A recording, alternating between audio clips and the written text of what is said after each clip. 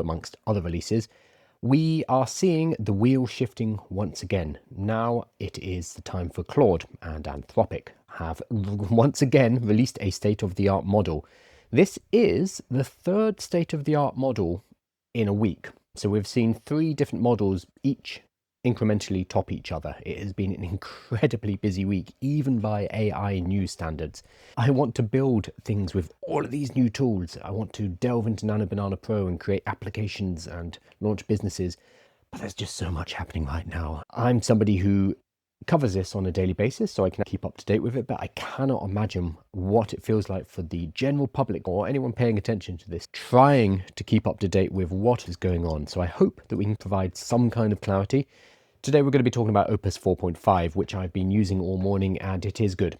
It's really good, extremely good. That was never in question though. We knew that it was going to be a good model. Anything that Anthropic put out tends to be state of the art, and Opus is no exception. It is their flagship model. They have Opus at the top, followed by Sonnet, followed by Haiku.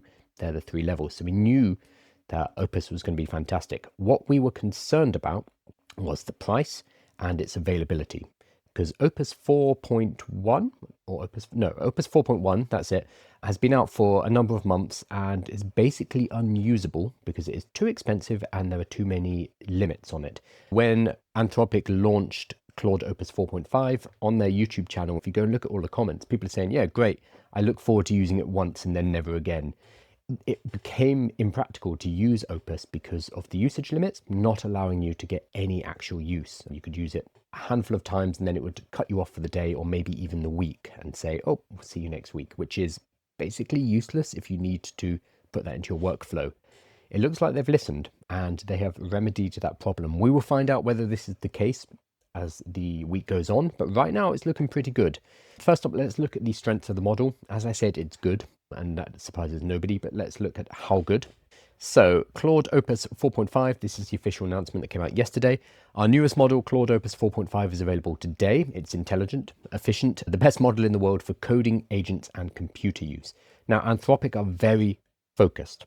A lot of the other AI labs have moved into imagery, video, avatars, the kind of advanced voice mode and stuff like that.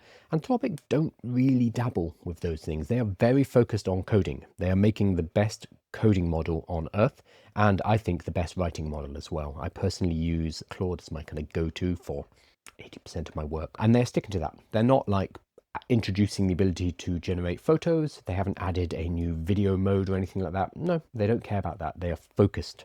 So it also meaningfully better at everyday tasks like deep research and working with slides and spreadsheets. Opus 4.5 is a step forward in what AI systems can do and a preview of larger changes of how work gets done.